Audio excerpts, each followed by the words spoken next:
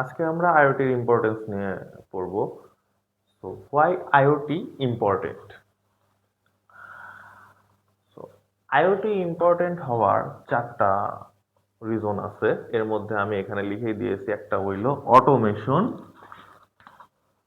আরেকটা আছে real time monitoring, আরেকটা আছে কস্ট রিডাকশন, আরেকটা আছে সেফটি অ্যান্ড সিকিউরিটি।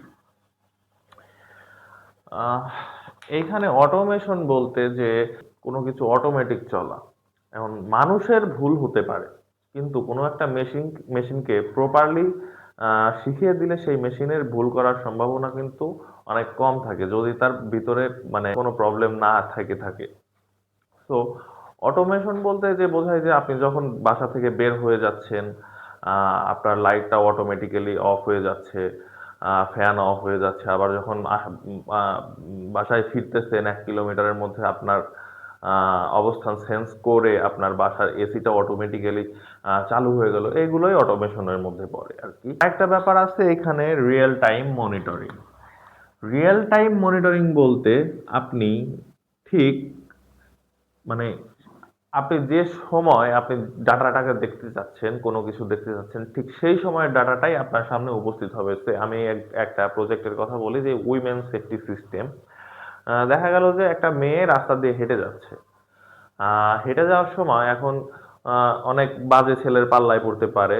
তো সেই সময় যদি মেয়েটা কোনো একটা সিগন্যাল পাঠায় আপনার নিকট বা পার্শ্ববর্তী কোনো থানাতে, তো সেটা কিন্তু একটা রিয়েল টাইম ডাটার মধ্যে পড়ে। ইভেন দেখা যাচ্ছে যে আবহাওয়ার যে আপনারা পূর্বাভাস, আবহাওয়ার অবস্থান যে আপনারা মনিটরিং করেন, বা একটা ঘূর্ণিঝড়ের অবস্থান আপনারা দেখতে পান, এটা কিন্তু একদম রিয়েল টাইম ডাটা আপনার কাছে আসতেছে।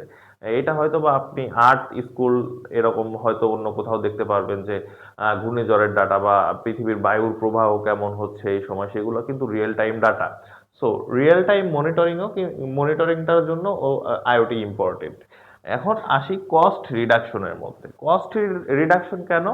কস্ট রিডাকশন বলতে আপনি একবার খরচ করার পরে কিন্তু আপনাকে বারবার খরচ করতে হবে না। হ্যাঁ, এখানে হয়তো বা আপনার সার্ভারের খরচ বা বিভিন্ন খরচ থাকতে পারে, বাট একবার আপনি যে কাজটা করবেন সেটা কিন্তু বারবার করতে হবে না। সেন্সর কিন্তু আপনাকে বারবার কিনতে হবে না।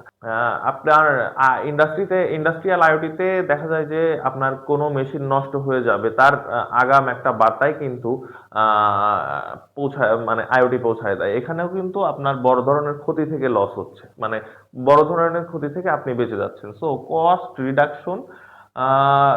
রিডাকশনও আইওটি কিন্তু কস্ট রিডাকশনও করতেছে। সেফটি অ্যান্ড সিকিউরিটির বড় এক্সাম্পল হিসেবে আমি দিতে পারি, যে ধরুন আপনার বাসায় আগুন লাগছে। এখন আপনি বুঝতে পারেন না এই ব্যাপারটা কেমন, যে আপনি হয়তো বা বাসার বাইরে আছেন, বা রুমের কোনো এক কর্নারে আছেন, অন্য এক রুমে আগুন লাগছে, রান্নাঘরে আগুন লাগছে, আপনি ব্যাপারটা বুঝতে পারেন নাই। কিন্তু আপনার বাসায় একটা মানে ফায়ার ডিটেকশন কোনো সেন্সর লাগানো থাকলো, সেই সময় আপনি বুঝতে পারবেন যে আপনার বাসায় বাসায় আগুন লাগছে। তো আপনি দ্রুত একটা পদক্ষেপ নিতে পারবেন। তো এই দিক দিয়ে আপনি সেফও থাকতে পারলেন, আবার সিকিউরিটি সেফ থাকতে পারবেন। তো এদিক দিয়ে আপনি সেফ থাকতে পারবেন। আর সিকিউরিটির ক্ষেত্রে বলবো যে আপনার বাসায় ধরেন চোরের উপদ্রব বেশি, কখন চোর আসে আপনি বলতে পারছেন না।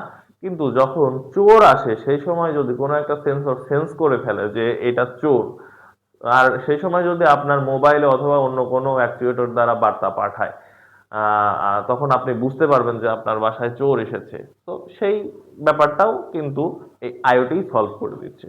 সো সেফটি অ্যান্ড সিকিউরিটিও কিন্তু আইওটি সলভ করছে।